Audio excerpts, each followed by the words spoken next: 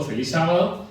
Y entonces decíamos, bueno, queremos hacer énfasis siempre en, obviamente, el estudio de la Biblia, ¿sí? Revivados por su palabra, hermanos, no es idea del pastor Fino, ni tampoco es idea del pastor Wilson, ni de nadie, es una idea de Dios.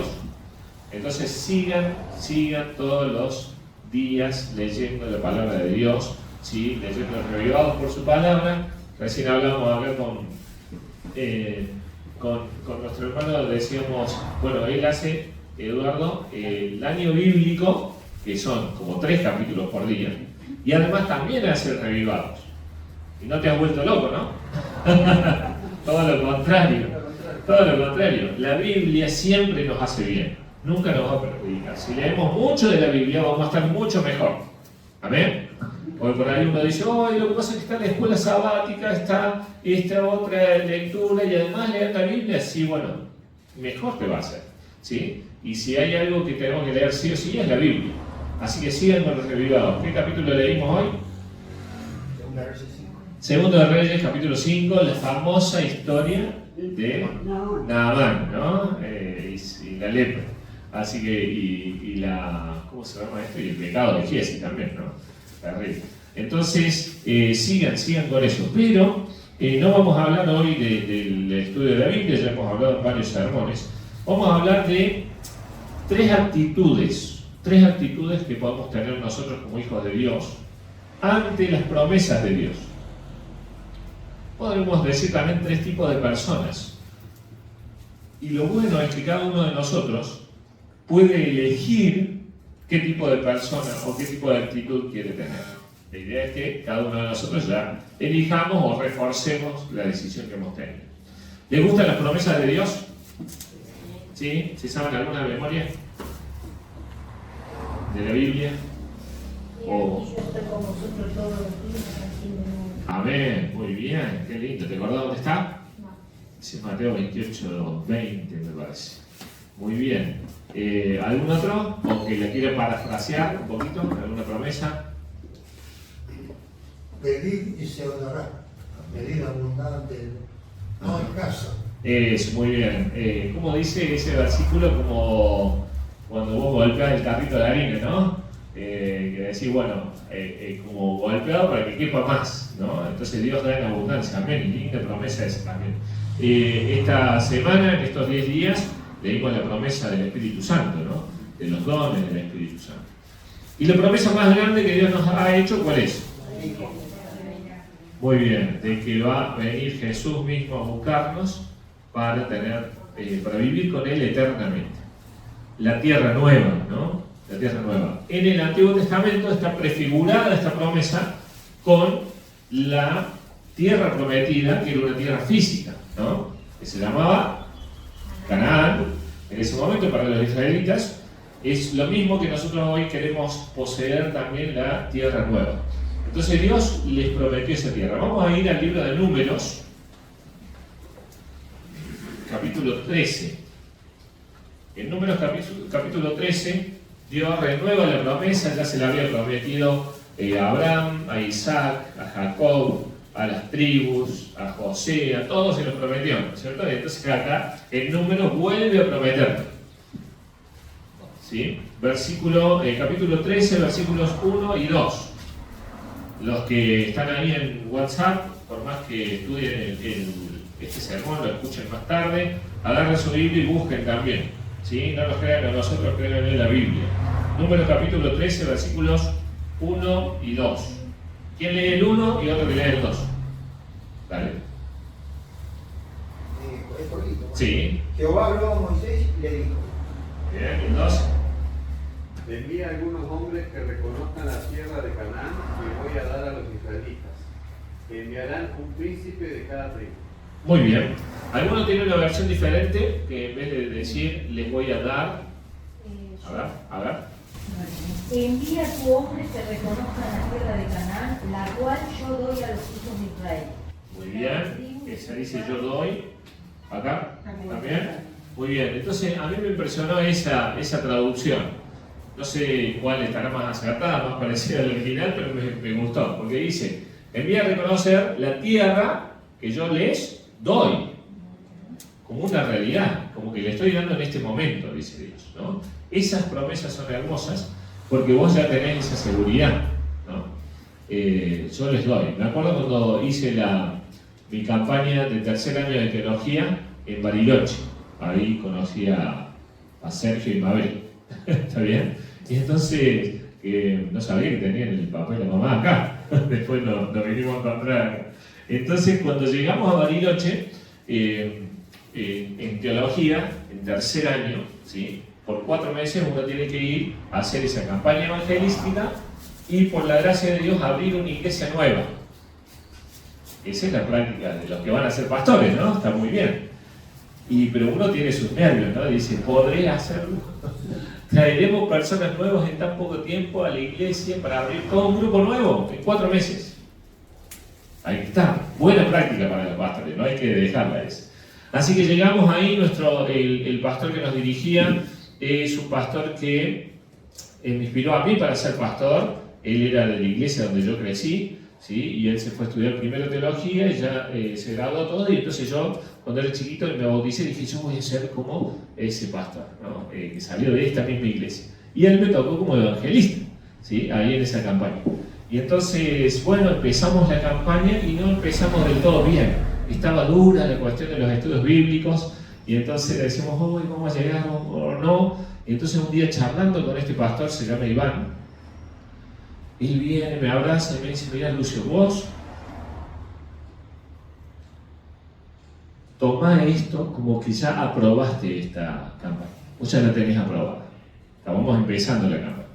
Dice, vos ya la tenés aprobada, solamente actúa como alguien que ya aprobó la campaña. Eso como que me tranquilizó muchísimo, porque como que no estaba luchando por la aprobación, ¿sí? Ya estaba viviendo esa aprobación. Y entonces de ahí me fue cada vez mejor y bueno, gracias a Dios se abrió ahí un lugar nuevo en Bariloche. Y entonces acá Dios le está diciendo, yo les estoy dando la tierra. Tomen como que ya la tienen. Es de ustedes la tierra. Canaán es de ustedes. Y a cada uno de nosotros también nos dice, yo les estoy dando la tierra nueva. Tenés que tener en cuenta como que vos ya vivís en la tierra nueva, ¿no? Ya tenés la salvación. Es como está garantizado por mi parte. Pero ellos se tenían que portar ahora como poseedores de la tierra, ¿sí? Así que ahí está la promesa. Todos tenemos promesa de Dios y podemos tomar diferentes actitudes. Bueno, dice que versículo 23, ¿no? Del mismo capítulo, del capítulo 13. ¿Quién quiere leer en voz alta? Versículo 23. Dale, pastor.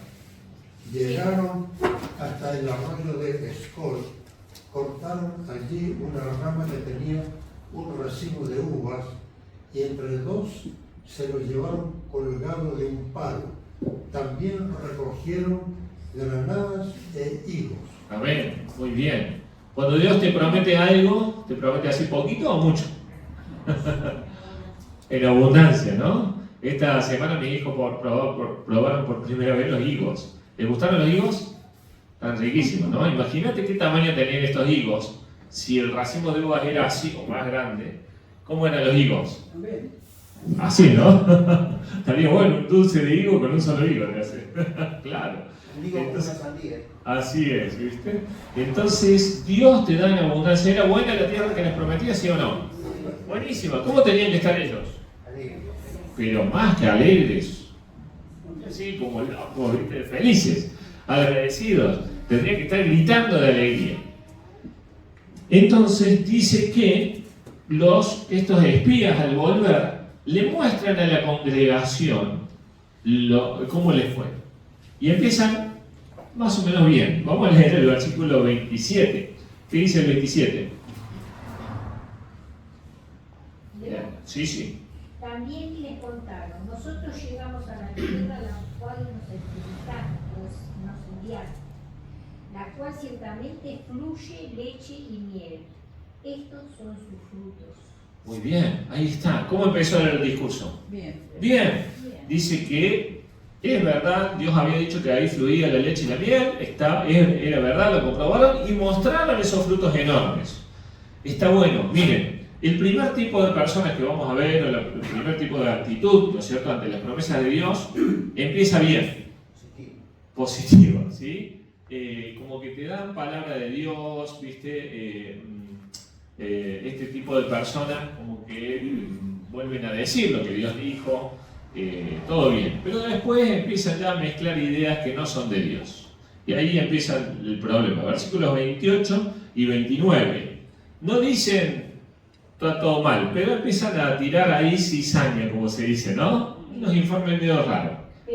¿Ah? Ya la primera palabra, ¿no? ¿Viste? Acá está el fruto, está todo bien, pero... ¿Qué se hace cuando decimos pero en un discurso? Pero... venía para adelante y que volver, ¿no?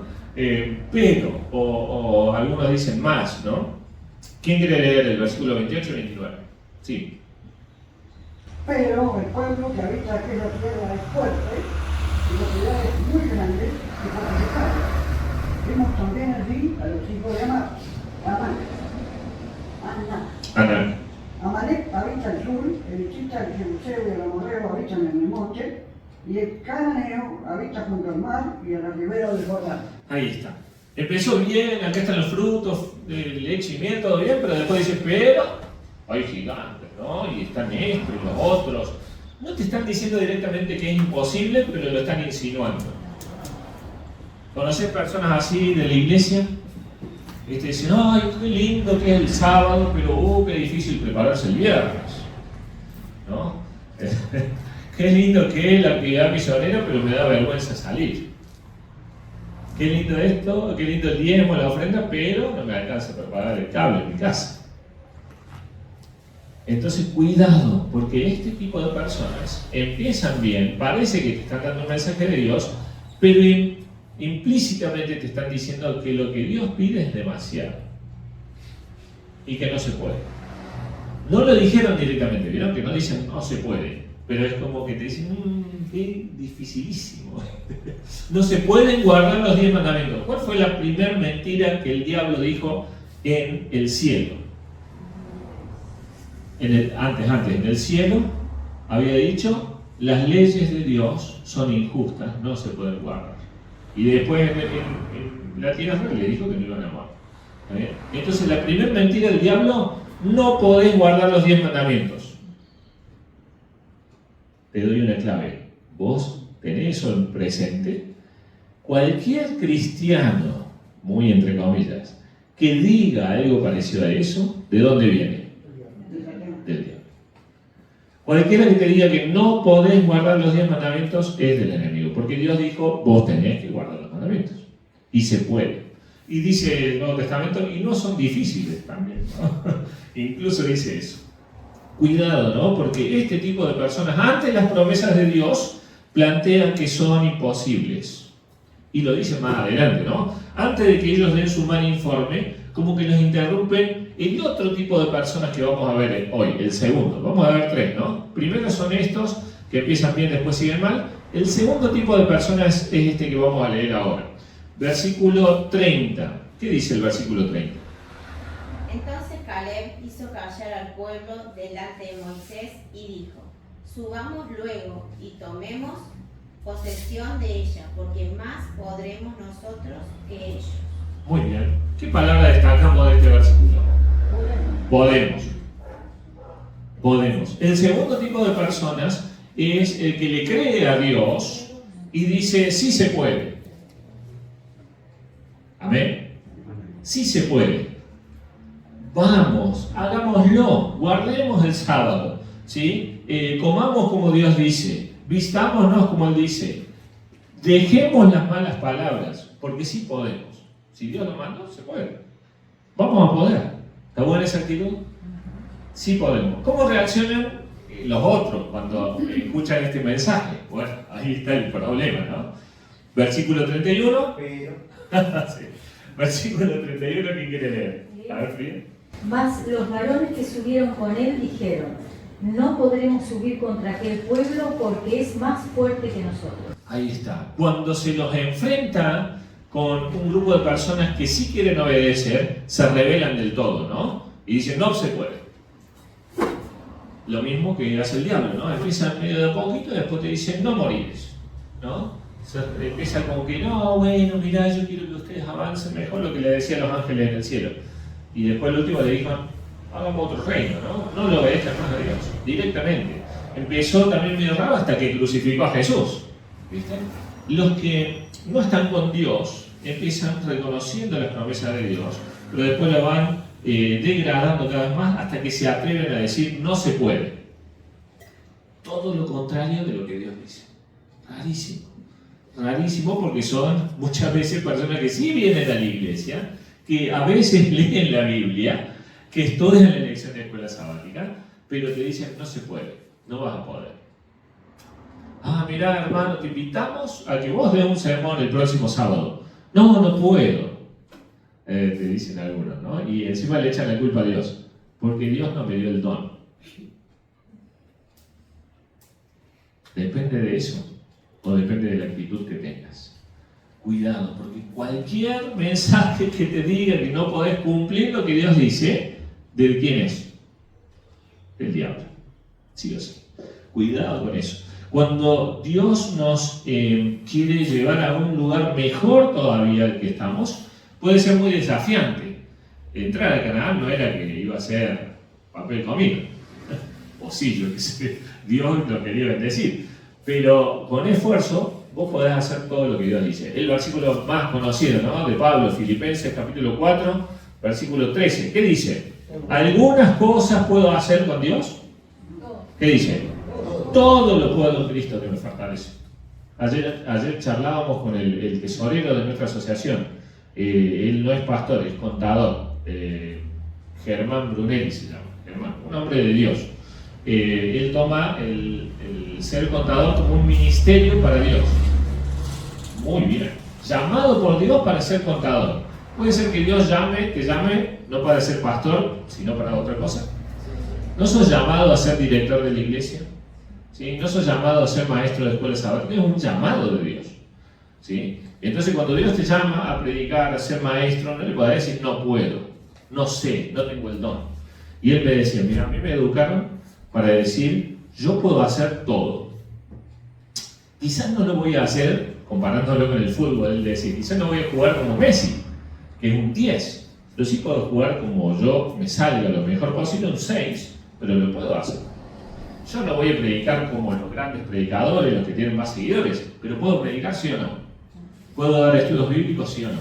Todos podemos. Puedo ser maestro de escuela sabática, puedo ser lo que Dios me llame a hacer. Podemos.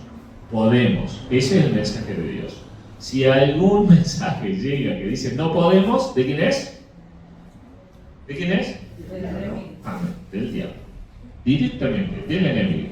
Esta es la segunda tipo de actitud o segundo tipo de personas. Cualquier tarea en la iglesia, ¿no es cierto?, te dicen sí podemos. Y los anteriores, los que querían sembrar esa cizaña de decir no se puede, reaccionan. ¿Y cómo reaccionan normalmente cuando viene uno que dice sí se puede? ¿Cómo reaccionan los anteriores? En contra. Sí, muy en contra. Vamos a leer el versículo 8, 9 y 10. 14. Perdón, sí. Capítulo 14 ahora, versículos 8, 9 y 10. Gracias. ¿Qué dice? No, levanten la mano, vayan leyendo lo que quieran. Dale un beso. 8 dice, si Jehová se agradare de nosotros, Él nos llevará a esta tierra y nos entregará tierra que fluye leche y miel. Por tanto, no sean rebeldes contra el Señor, ni teman al pueblo de esa tierra, porque nosotros los comeremos como pan. Su amparo se apartó de ellos, pero con nosotros está el Señor. Amén. Entonces la multitud habló a apedrearlos, pero la gloria del Señor se mostró en la tienda de reunión ante Israel. Ahí está.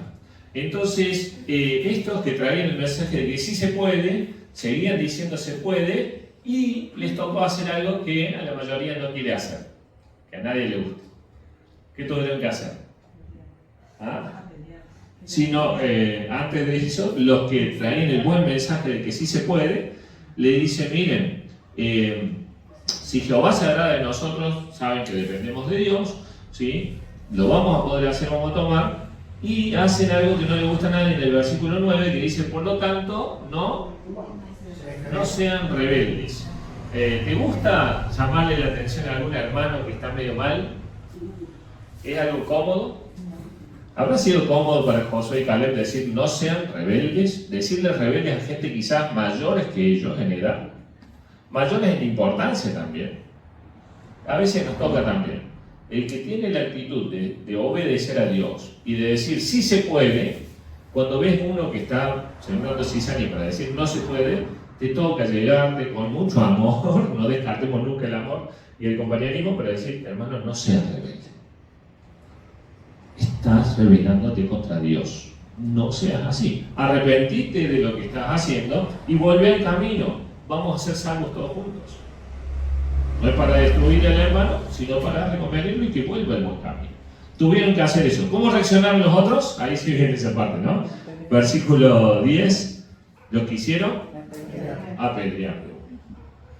Normalmente el que dice sí se puede, el que quiere, es la minoría. Que es la minoría, el que dice que sí se pueden guardar los mandamientos de Dios, de que sí podés ser un líder en la iglesia si Dios te llama, por más que vos consideres que tenés poquitos garbanzos.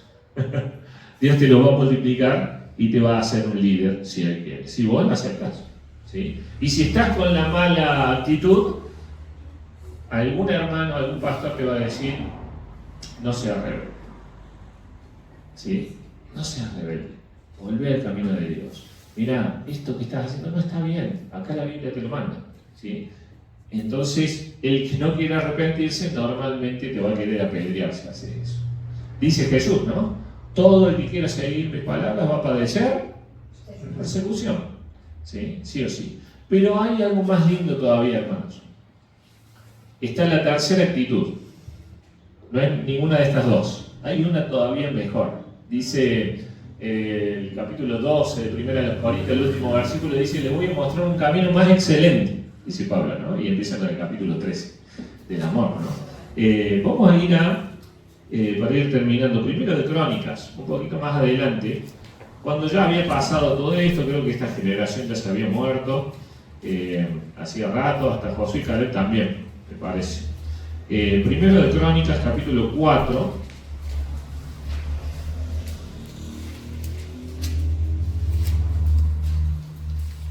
Primero de Crónicas, capítulo 4, hace una de estas famosas genealogías, que hay muchos hermanos que no les gustan las genealogías, ¿no? Dicen, cuando llego al Reavivados, a este capítulo lo salteo.